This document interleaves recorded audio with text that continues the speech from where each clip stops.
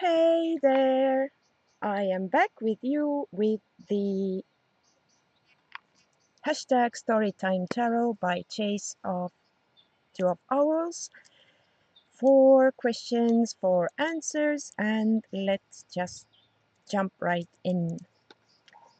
First question. Speak of the time when tarot was there for you in the best way.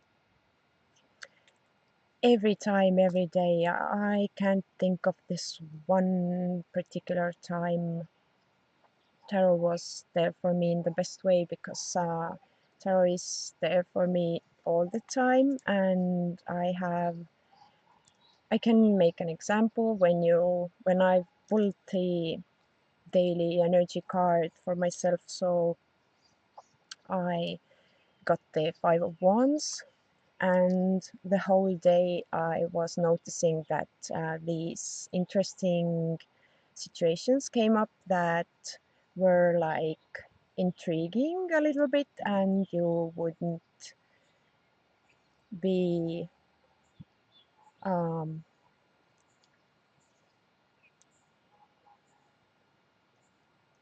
like I'm losing my English again. You would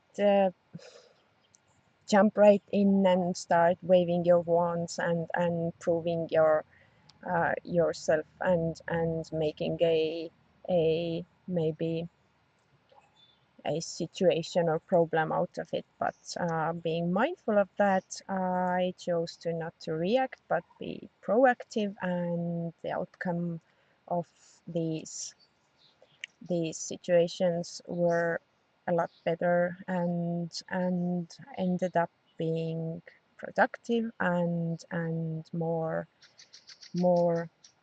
settled out in more calm way.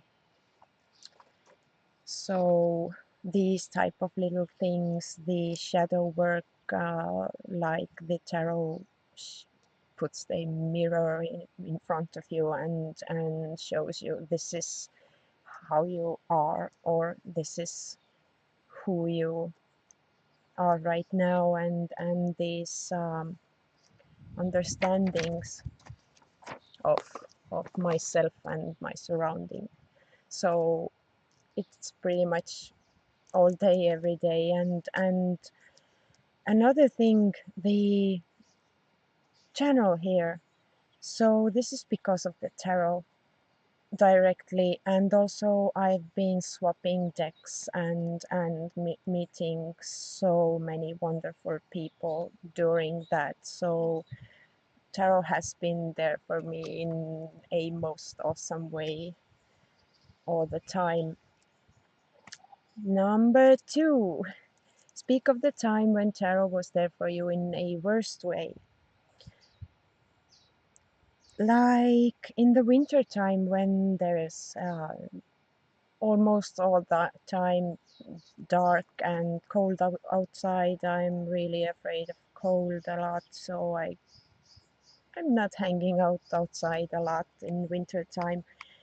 So I'm forced like to be indoors and do stuff in there, but the stuff I figure out to do will be ending at one point, and then I'm like, I have nothing to do. I don't want to do anything. I have no ideas, and I'm starting to dwell in my own, I don't know, misery or my own self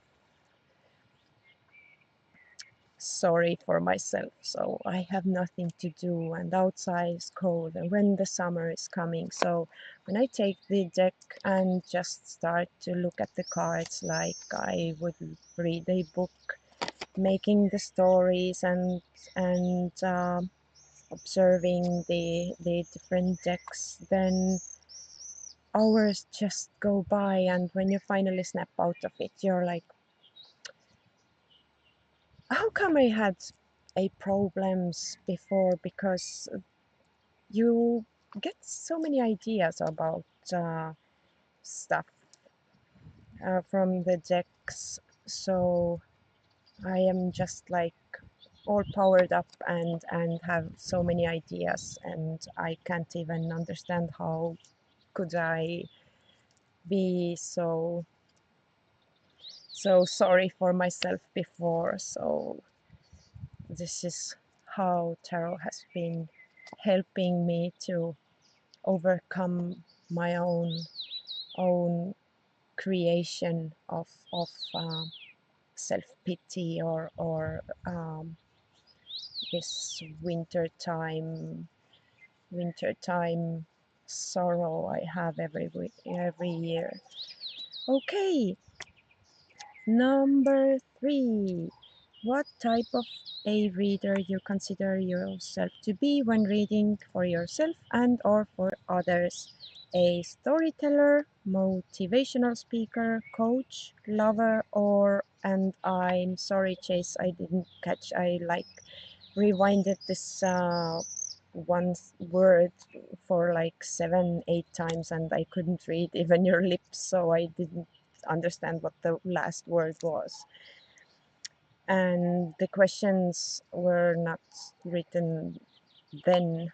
I haven't watched it today, but then I just wrote down from the video, so I don't know what the last word is, but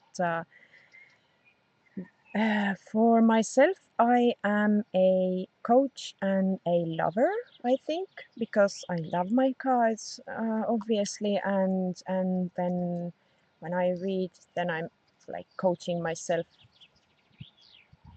first to be better at reading, as this is a continuous study and learning, and yeah, a mix of coach and lover for myself, and when reading for others, then I am more storyteller slash coach, like remix of those two, because I am usually not storytelling myself, but I love to present the cards for people and ask them what they see in them, because this reveals a really interesting aspects of their state, and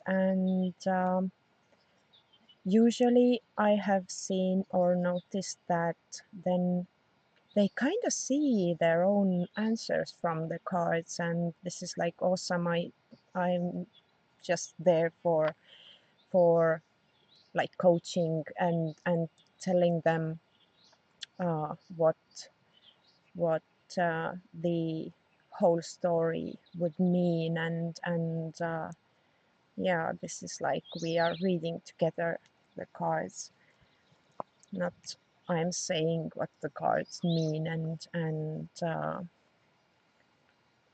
because when there's two persons there or three, then who does the other person compare themselves to more? Is, are they a buyer or the worker, and so on. So this is really interesting all the time. And storyteller and coach remix am I for others? Okay, and the last question or task is pull a card and start to tell a story with it. Then pull another card to keep the story going. After another couple of sentences, pull another card and give a story a happy or not so happy ending. I'm using a Rider-Waite cards for this. Chose the easiest way out here. And let's do this.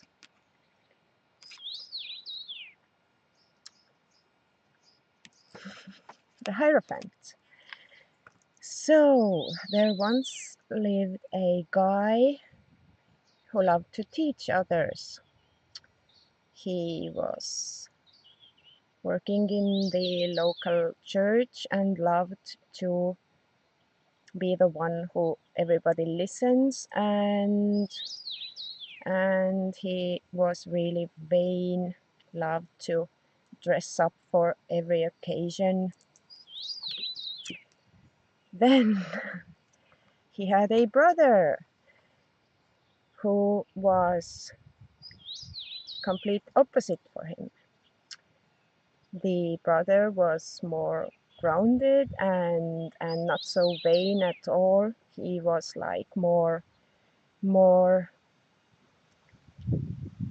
stern and serious, and didn't like to dress up for every occasion and teach others. And the two brothers constantly were criticizing each other for their faults that they saw in them. And the last card is the Fool. So here we see that the one of the brother had a son who had fed up with all this quarreling between the uncle and father, and he just took off, gathered his few things, took his dog, and just went away, unaware that he I don't want to end the story this way, but I'm still so he was a little bit blind, and so he didn't see where he was going, and he stepped off the cliff, and the both of the brothers were so baffled about it that they made up, saw their mistakes, and fixed themselves to be better and lived happily ever after. I don't know. This was the story. Grim story a little bit. Okay, this is it. This was the my paper flew away. The Storytime Tarot by Chase from Two of Owls. Thank you for creating this tag. I'm going to leave all of the links to initial video and the questions down below. So if you're watching this, then tag, you are it, and bye.